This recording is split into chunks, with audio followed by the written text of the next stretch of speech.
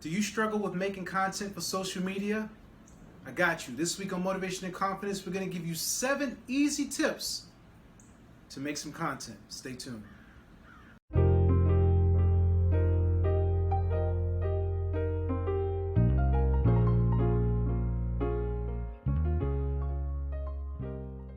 Welcome to Motivation and Confidence, where we help you do your daily best. And I'm your host, Tom Danger.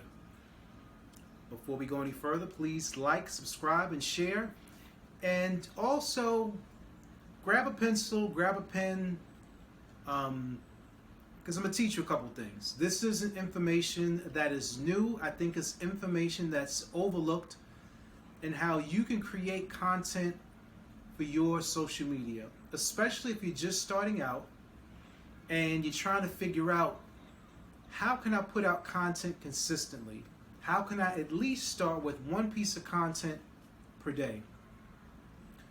Now, the first thing before we even get into the 7 steps is you want to determine how you show up on social media. What do you mean? Well, are you an introvert or are you an extrovert? So are you the type of person that likes to talk and be in front of the camera and interact with the people?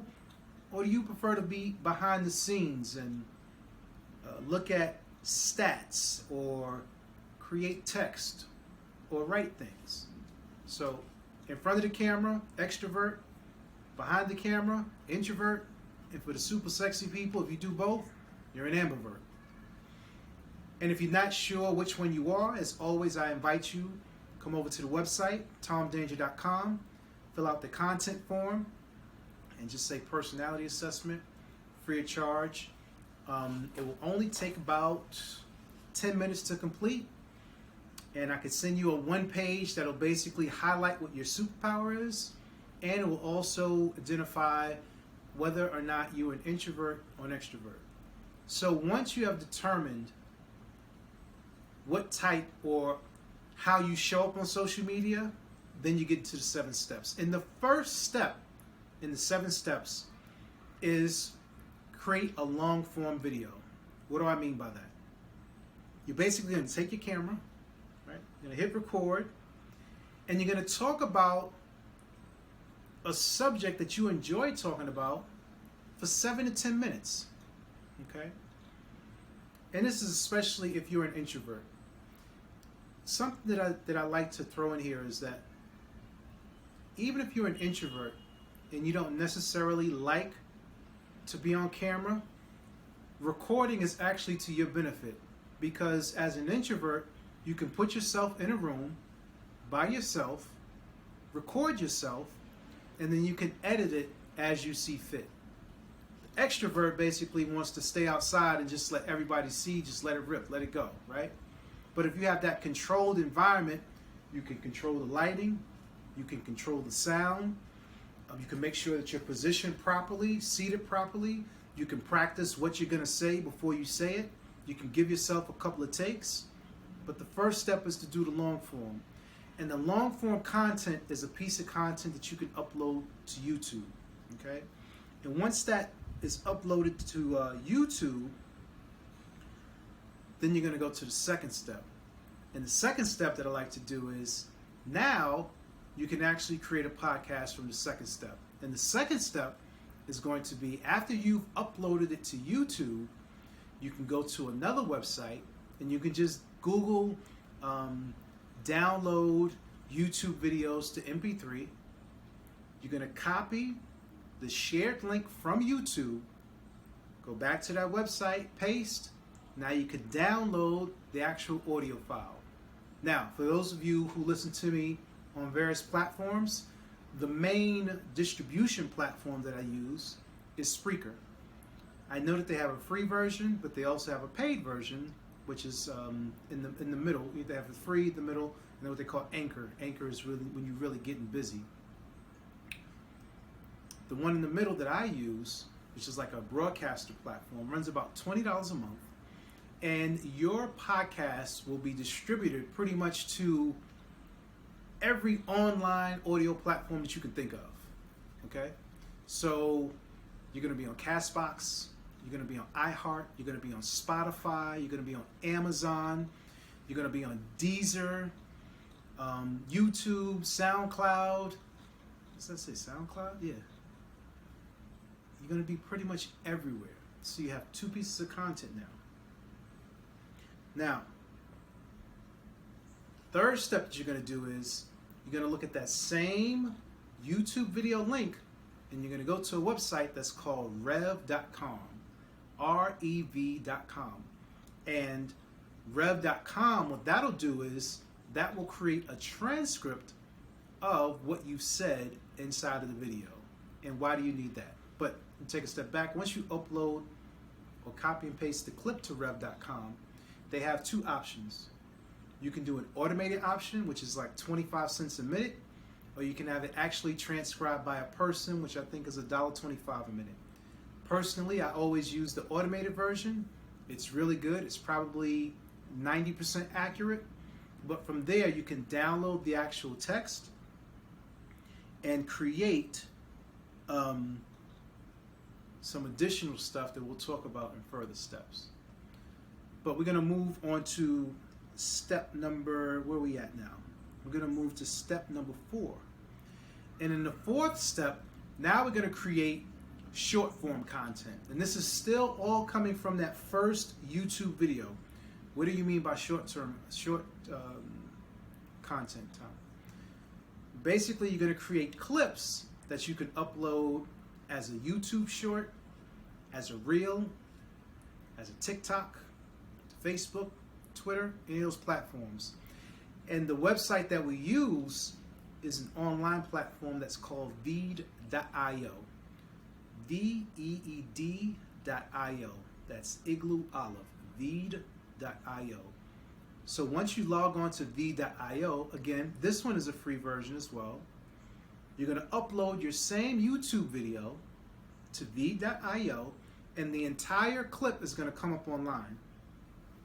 So once you have that clip uploaded, you can basically shrink it.